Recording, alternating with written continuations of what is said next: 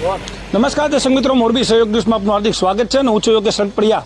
માળિયા તાલુકાના રણ વિસ્તારના જે ગામો છે, ઘાટીલા, વેજલપર સહિતના ગામોની અંદર ગત મોડી રાત્રે સારો એવો વરસાદ નોંધાયો છે. ત્યારે અત્યારે વેજલપર ગામે આપણે આવ્યા છીએ અને ત્યાં અત્યારે તમે દ્રશ્યો જોઈ રહ્યા છો કે આ ઘર છે અને ઘરની અંદર અત્યારે પાણી ભરેલા છે.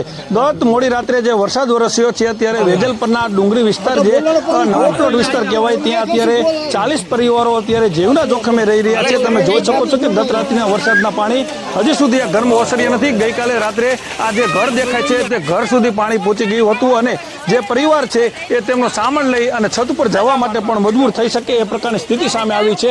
ત્યારે હજી તો વરસાદની શરૂઆત છે અને સમસ્યા જે અકબંધ છે એ સમસ્યાનું સમાધાન હજી સુધી તંત્ર દ્વારા કરવામાં નથી આવ્યું. ત્યારે આપણી સાથે ગામના રહેવાસી છે.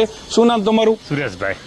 ગઈ રાતે કેવો વરસાદ હતો અને શું સ્થિતિ? રાતે વધારે વરસાદ પડ્યો હતો અને પાણી વધારે આવ્યું હતું ને અમારે એક નાલું અહીંયા રોડનું બનાવીને મોટું બનાવી નાખ્યું છે ને પાણી આમ ભૂગર્ભ ગટરમાં જાય કે ડુંગળી વરામાં નાખી દે ને ભૂગર્ભ કેનાલ મારફતે તો પાણી વહી જાય. ગામ ઓરું પાણી ઘટી ગયું. નાના જ ભૂંગરા હતા, ધીમે ધીમે મોટા કરવા માંડ્યા. આ વર્ષે બહુ મોટું કર્યું ને વરસાદ હજી તો રહી ગયો ને પલોટમાં બધાને ઘરમાં પાણી ગળી જાય.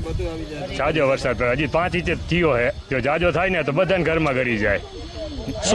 જ્યારે રેલ હાલતી ત્યારે પાણી ડુંગળી થયા હોય એની અંદર જાતું, કોઈને નુકસાન નહોતું.